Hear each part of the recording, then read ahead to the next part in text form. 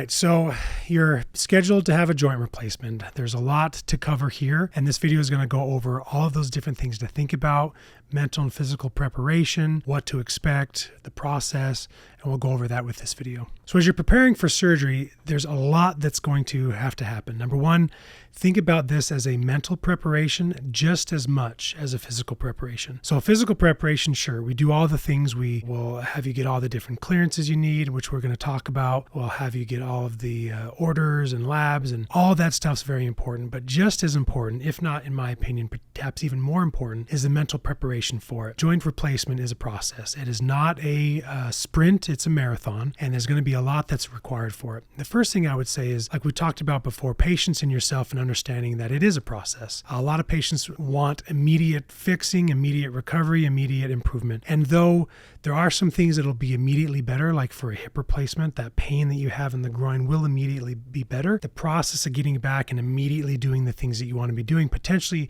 is going to take a little bit longer than that. And so understanding that it is a process is a very important mental side of it. The second part of that mental portion is understanding that if we are here at this point where we're doing a surgery, that realistically we've gone through the check boxes of all the different options out there, and we've arrived at the idea that this is the last option to try to get you back doing what you need to do. Which is why, again, as we've talked about, we focus on exhausting conservative management, because patient buying into their condition and buying into, yeah, surgery is really my only option to really get where I need to be going. That is when patients do better. We've seen that with all of our different research studies we've shown. Being in that right mindset of, you know what, there's going to be some rough days, there's going to be some great days, there's going to be some trying days. As you're prepared to kind of accept that and get through it, you're going to do a lot better with it. So it does take a lot of preparation mentally. In addition to that, it's going to be your social support, having your family, your friends, different people that can assist you in that process and maybe pick you up when you're feeling a little bit down on those rough days, and also coaching you through and giving you the impetus to move a little bit more and do a little bit more so you can achieve those goals that you want, that they know you want, but maybe on those tough days is a little bit rough. In addition to discussing surgery and the outcomes and all the excitement we have for it, unfortunately, we always have to talk about the risks, the benefits, and the alternatives. In medicine, we call this informed consent. And sometimes people say, oh, this is the legalese portion of medicine. And to some extent, that's true, but realistically, we need to look at it a little bit different. Understanding the risks, the benefits, and the alternatives in informed consent, yes, we have to go through that. But realistically, that's part of that process of choosing if surgery is the right thing for you. A lot of times I'll talk with patients that my role is not just to do surgery and be a good surgeon, but as an educator, I have to kind of help manage that risk-benefit scale as we talk about. And sometimes when risks are not worth the benefits, we try to avoid surgery in those conditions. So when we talk about the risks, benefits, and alternatives, it's really important that you understand that to help make that right decision for you. A lot of times people say, well, geez, I would rather have the risk of the scary stuff that can happen with surgery than have to live like this anymore. And so that's what we're going to go through right now. Now, the risks of surgery is anytime we make an incision in the skin, there's a risk of wound healing issues, bleeding, scar tissue formation, damage to local structures such as veins, arteries, nerves, tendons, bones, ligaments. All that sounds really, really scary, and we get that. Understand that the vast majority of these are extremely rare. However, they are legitimate. We're using a knife to cut through the skin. We're using, in some instances, saws to cut bone and to remove certain things. As we're dealing with bones, there's always a chance of fracture. Anytime we're dealing with implants that we're placing in, there's always a chance of an infection, and that's the big one that we worry about. So you'll notice we're taking lots of precautions to help prevent infection, optimizing your medical clearance, which is what we'll talk about next. In the OR, having you shower beforehand with a special soap. We'll be clipping hair off the surgical area to make sure that we're reducing those risks of infection. But we'll give you antibiotics before, during, and after. Some patients will require a prescription afterwards, but realistically, it's while you're at the hospital or the surgery center. Outside of that, there's always a chance of loosening of an implant over time, and that can be caused from various reasons. And then there's always a chance of stiffness due to scar tissue formation. Now, that's the hard part of our job. We put the implants in, but after the surgery's done, your body's going to heal. Good and bad. Good because we want it to heal the things we went through. Bad because sometimes it can overheal and overscar, making things stiff and painful and irritating. And that's where the therapy, the exercises, the different guidance that we'll give you will help with that. But those are realistically the majority of the risks. With hips, there's a risk of dislocation. With knee, there is one as well, but it's extremely rare. There's always a risk of leg length discrepancy, being different lengths afterwards with a hip. Not so much in a knee. If it happens in a knee, there's usually a problem with it. But there may be a perceived leg leg length discrepancy where you may feel that it's different, but we'll show you and walk you through that if you have that as a concern. The benefits being, if we're doing surgery, we're going to make you better in one way or another, and we'll talk about that with you in your specific appointment. The alternatives meaning that you understand that there are other alternatives. No one has a gun to your head and forcing you to do surgery, that it's your own understanding, but most importantly that you've come to this decision understanding that there are alternatives that either you've done and they haven't worked, or it doesn't apply to you in this situation. Medical optimization is a buzzword that we use in medicine right now, and really what it means is that we want you and your body ready the best way, shape, or form for the surgery that you're going to undergo. And so what does it mean to be medically optimized? It means that we've looked at all the different conditions that you have, and on each of those conditions, you are at the peak level that you can be. Now, that doesn't mean, hey, I've got a heart problem, I've got a congestive heart failure, I can't have surgery because I have it. No. It means that as we talk with your cardiologist and get cardiac clearance, that they say, hey, this patient is at the best shape that they can be for surgery, understanding that there's some risk with it, but because we've got them on this medicine and this medicine, they're optimized for the procedure. And that applies to all different things. So as we talk about medical optimization, we're talking about nutrition, eating adequate nutrition, having good proteins, avoiding the sugars that cause inflammatory states, and we'll guide you on some of this process, but really making sure we're optimizing the food that you're taking. We're also trying to medically optimize you with your range of motion and physical. So sometimes we'll have you do some what we call prehabilitation or pre-rehab.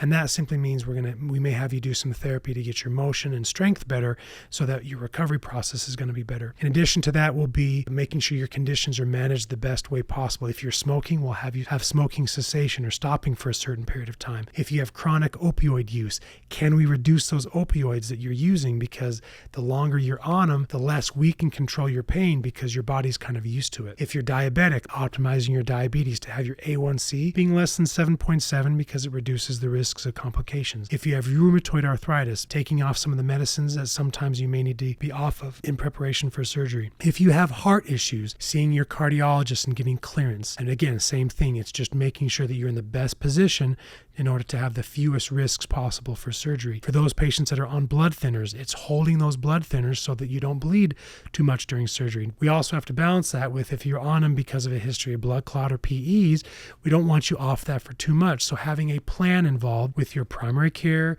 maybe your hematologist or your cardiologist on when and how long you can be off of that before surgery. And we'll all work with that to make sure that you're optimized so that your care, your risks are minimized. Those risks we talk about are going to be at the lowest point possible so that we have a better chance of good outcomes. The next thing is we prepare for surgery is going to be understanding that we're going to get insurance authorization. So what that means is we take all of the studies you've had, the notes, the therapy, all the different data we've collected on you, and we'll submit it to your insurance company and basically state the case for why we believe your surgery is going to be a benefit to you and is the right thing at that time. Now, some insurances will require, they require 6 weeks of physical therapy before that. So part of the process of you coming prepared and us having that discussion for the clinic visits is going over the stuff you have done. And as we document that, we can prove the case that your surgery is the right thing to do. Now, once we do that, we then send that to the insurance company. And a little bit of that is a little bit of our crossing our fingers that they're going to accept it. Now, we can go on for hours. We're not going to do that in this video about insurances and the good things and bad things about it. That being said, that portion is out of our control to a certain extent. So understand that if you ever get a denial from the insurance company, that comes to us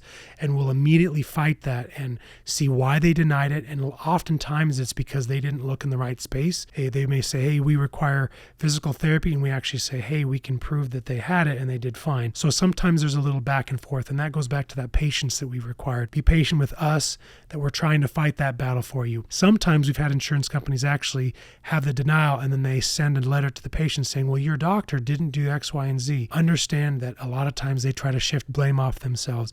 We're not going to get into a battle and fight about it. That's not our goal. Our goal is to take care of you. So understand that we're going to be fighting that process. Sometimes you may get denials that don't make sense. For example, some of our robotic hip and knee replacements will get a denial of the robot code. Now understand that doesn't mean you get a denial for the surgery, but they may deny wanting to pay for the robot. And that's fine. We don't use that robot code for payment, though if we do, it's nice because it pays for our professional understanding of it.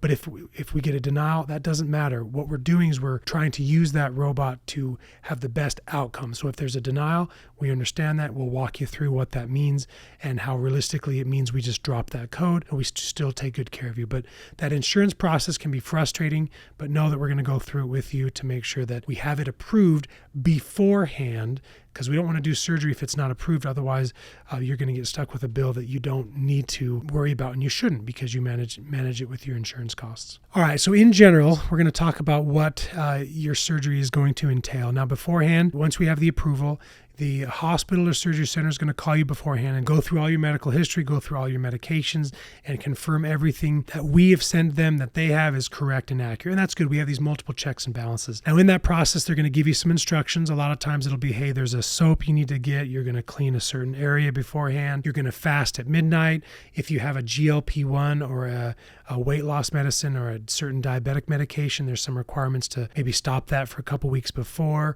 or to, if you can't get off of it, stay on it, but you'll have to do a 3-day fast with certain foods. They'll go over all of that with you, because if they don't, and you show up on day of surgery, you can have your case canceled by anesthesia because they haven't met the requirements in order to have a safe surgery. And that's the point of it, is to make sure that you're safe with it. So you're going to show up at a certain time that the hospital will tell you. Understand that sometimes it's multiple hours before your surgery. We don't want you to come and have to wait. That's not the goal. The goal is to try to get you in, to get everything checked and ready so that it's an efficient process of getting you back to the OR, getting it done, and getting you back home. Sometimes that does require coming earlier than your case and waiting a little bit. Then when we actually come in, you'll meet with me.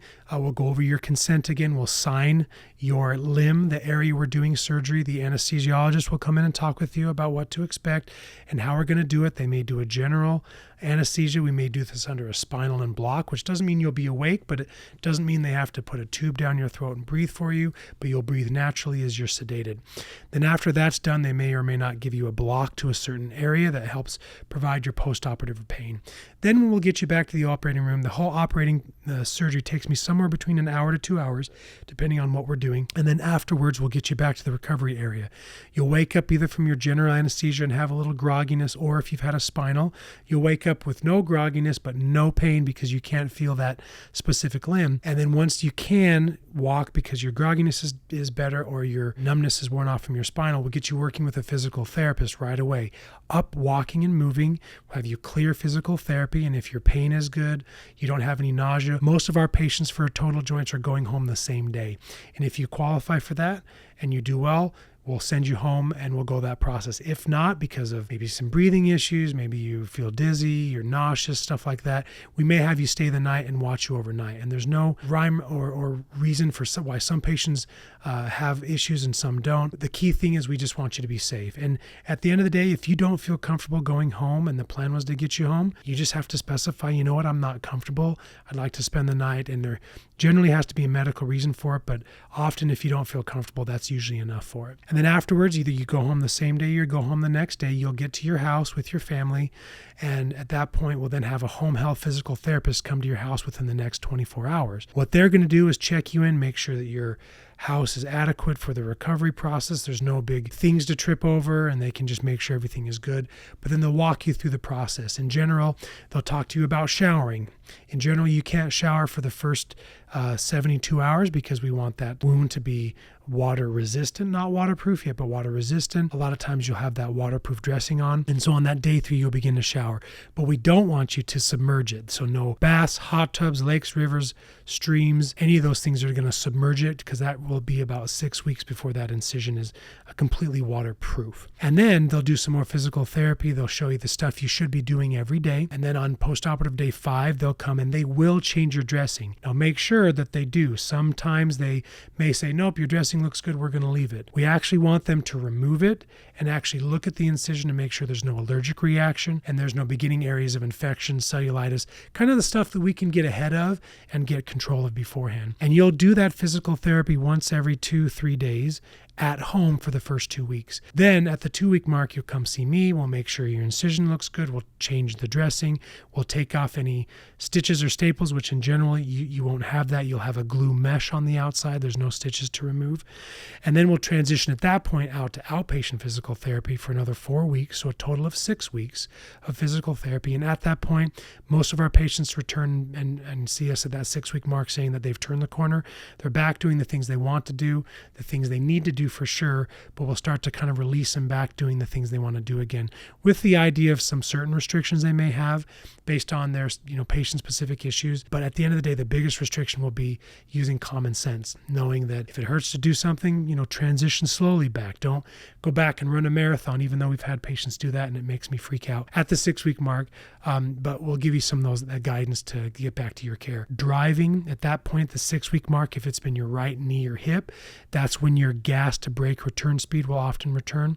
And that's when we'll kind of guide you on how to be released to driving again. I think the last most important thing as we talk about your joint replacement or your surgery is understanding that even though we've done the surgery, and like I often tell people, 30% of the work is what I do, 70% of the work is what you're going to do. That process can be a little bit scary, and knowing, am I doing everything right? And we've got some handouts and handbooks that will give you, that'll help guide you through that process.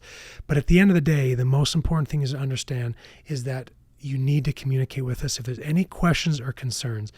A lot of patients will go, I didn't know, I didn't want to bother, I didn't want to ask. That's what we're here for. As you've met Rondell and Michelle and all of our awesome staff here on our phone team, our goal is to make sure you feel comfortable and confident about what's going on. We have your questions answered and that you're able to communicate with us with any concerns or issues.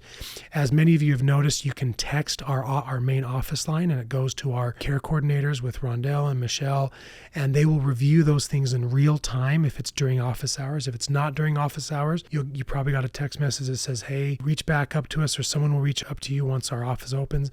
But if it's after hours and you need to get a hold of us, call us. It goes to an answering service that either reaches out to myself or Morgan, and we'll get back to you. The second thing to recognize with that communication, as you do that, recognize that we will provide some real-time feedback. However, if Morgan and I are unavailable because we're in the OR or I'm in the ER covering a trauma or something, you've got to give us a little grace to try to get back to you as soon as we can.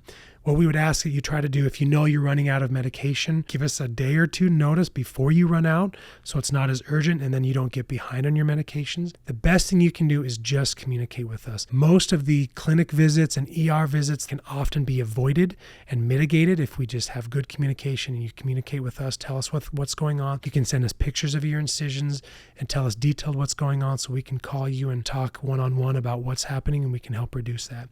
So as we go through this process, understand there's a lot of information we've gone over. You're going to have questions, even maybe that I didn't manage to cover during this. Just talk with us.